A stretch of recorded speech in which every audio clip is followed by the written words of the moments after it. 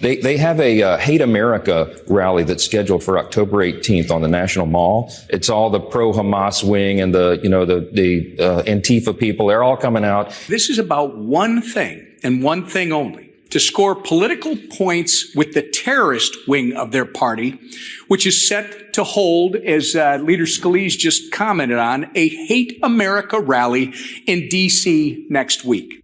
October 18th is when the protest gets here. This will be a Soros paid-for protest where his professional protesters show up, the agitators show up. We'll have to get the National Guard out. Hopefully it'll be peaceful. I doubt it. It's Ken Harbaugh with the MeidasTouch Network. The leadership of the Republican Party is calling the upcoming No Kings protest a terrorist event, and they are threatening to deploy the National Guard to confront it. We are at the Rubicon. It's not just President Trump who has gone off the rails. That's to be expected. It's the entire leadership of the Republican Party, the supposed adults in the room, who are now accusing those of us who refuse to bend the knee. And that literally is what No Kings is about. Look up the phrase bend the knee. They're calling us terrorists. You know what this is. It's projection. Look at who they're defending, ICE. And then take a hard look at what ICE is doing in America's cities and tell me who is actually terrorizing people. I wore this shirt today for a reason. There are thousands, millions of American veterans, many of whom bled for this country, whom Speaker Johnson accuses of hating America simply for protesting. It's been a while because I've been in Ukraine, but I've got Kris Goldsmith back for an epic two-parter about Republican hypocrisy and the need for accountability. Here's our first installment, and Kris brings it. Welcome to the Ken Harbaugh Show. We've got Kris Goldsmith back. He's the founder and president of Task Force Butler and Vets Fighting Fascism, which holds accountable extremists across the country and around the world. Apparently, Kris, we are now part of the terrorist wing of the Democratic Party for our involvement in, participation in, support of the No Kings rally. I mean, the rhetoric from the Republican Party right now about what's going down on October 18th is unhinged. Mm-hmm. Yeah, I am proud to be a member of the most effective and famous Antifa organization in the history of the world, and that's the United States Army, right? I'm a proud veteran of that. And I lead two organizations that are proudly anti-fascist in the nonprofit world, Task Force Butler Institute and Veterans Fighting Fascism.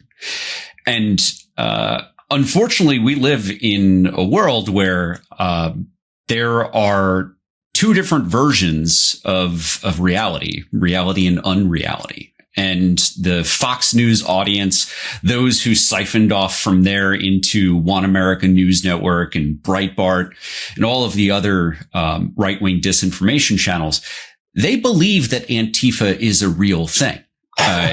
This has risen to the point that just a week ago, the White House convened a roundtable where they invited Jack Posobiec, a well-known neo-Nazi collaborator. This is a man who was largely responsible for the spreading of the Pizzagate conspiracy theory, which posits that Democrats had children in a basement of a pizza place that doesn't have a basement, which led a man to bring an AR-15 into a pizza place in Washington, D.C., right? They had this man inside the White House to talk to Trump about how Antifa dates back to the Weimar Republic. Which was the most absurd fucking thing that I have ever heard. In the United States White House, we had a neo-Nazi, a friend of neo-Nazis, explaining to the president that Antifa is an enemy because it fought the Nazis in Germany in the 1920s and 30s, before World War II kicked off. We truly live in the upside down. And while this is laughable and silly and stupid, the effect is, in a few years, the rhetoric that they're using today will be so normalized that it will create a permissible environment for state violence. We have seen this over the last 10 years of the build the wall thing. Started off with calling Mexicans rapists and drug dealers and all that. Well, now we have ICE agents who are standing outside of elementary schools and dragging women out of their cars who have never committed a crime in their life. Crossing the border is not even a misdemeanor. It's a civil infraction, right? So while this is silly and stupid, the White House is making a concerted effort to brand people like us as terrorists for the purpose of using state violence against us. And Kristi Noem came right out and said, and I appreciate we're laughing about it because it is so absurd, but then you hear someone like Kristi Noem saying that Antifa is every bit as organized and as dangerous as ISIS, as international terrorist organizations that are a real threat to peace and to the United States. This network of Antifa is just as sophisticated as MS-13, as TDA, as ISIS, as Hezbollah, as Hamas, as all of them.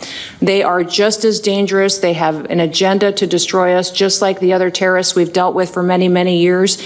And today is the day that we have a president that won't tolerate it and will stand up and fight for the American people.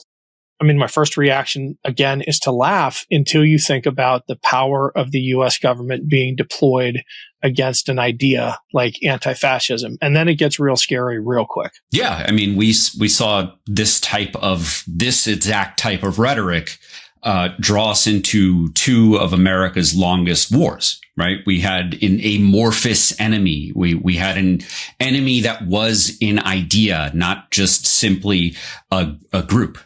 And that led us into a quagmire that cost our country thousands of lives, trillions of dollars.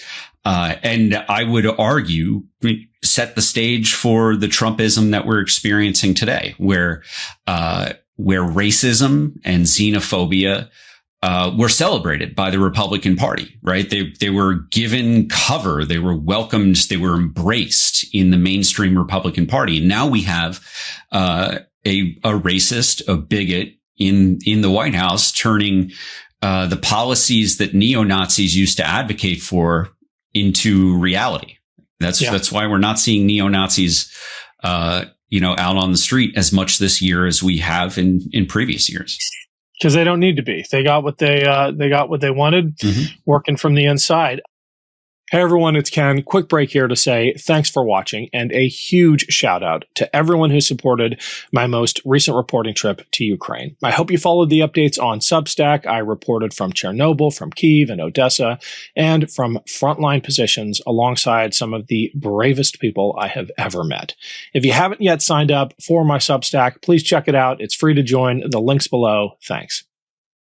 I'm going to link two seemingly disparate news stories because I want to get your reaction. We have the Department of War. I have a hard time saying that with a straight face, under Pete Hegseth, now claiming almost like unitary privilege to designate targets as terrorists and to take them out without any degree of due process or explaining their actions to Congress, much less the American public. I'm talking about these strikes on fast boats in the Caribbean, and we're supposed to just trust them that these are terrorists, right? That's what they're calling them. At the same time, they're calling people like you and me and Antifa terrorists. Put those two things together, and it should raise the hairs on the back of everyone's neck in this country about the extent to which this administration might go to punish people who criticize it. I don't think that these stories are unrelated at all. I think that there is a direct line through them. This is being orchestrated by Stephen Miller. Stephen Miller, the deputy chief of White House staff, he came out on CNN last week and talked about how the president has plenary authority over the military, meaning absolute monarch-like authority over the military. That was a way of saying that the president of the United States could use the military against our own citizens. That is not true. But the civil rights used to be sacred in the United States. The Civil Rights Act used to be sacred. Voting Rights Act used to be sacred in the United States. These are key constitutional rights that have been eroding quite quickly So our right to due process is something that I think is absolutely on the chopping block, and it's not far away. We don't have to wait for a third Trump term for these things to come into reality. I mean, we are watching, as we're recording this, The Guardian released a story today about how there's an unprecedented number of American veterans who are facing charges for protesting against ICE because the tactics, techniques, and procedures that ICE are using on American soil would, if we did this in a combat zone, we would be court-martialed. We'd be violating international law, American law, and the Uniform Code of Military Justice. But this secret police force, this masked ICE army, is apparently completely unaccountable. Yeah. Well, I don't know if you have followed this story of George Redes. I hope I'm pronouncing his name correctly, but not just a U.S. citizen, but an American veteran detained by ICE, held for 3 days without charge, without basic hygiene, in really dehumanizing conditions, and released without any kind of apology. And to your point, with zero accountability for the individuals or for the department who denied who infringed upon his civil rights. Mm-hmm. I mean, where's the accountability? I hope that the accountability is part of the platform of every politician who's left of Republicans. I think that, or I should say left of MAGA Republicans. I would love to see some people who still consider themselves to be Republican or conservative adopt the idea that accountability is a key part of our law-based order. Not just in the United States, but internationally. The things that are happening in the United States today are undermining our credibility on the world stage. When Donald Trump stands before the United Nations and talks about how big his golf courses are, right? We are losing credibility that will be eroded for generations. Like, there is no putting the cork back in the bottle on this. Like, it is getting worse and worse every day. That was part one of my conversation with Kris Goldsmith. In part two, we get into the specifics of what an accountability agenda for ICE and others would look like. See you tomorrow. Love this video? Support independent media and unlock exclusive content, ad-free videos, and custom emojis by becoming a paid member of our YouTube channel today. You can also gift memberships to others. Let's keep growing together.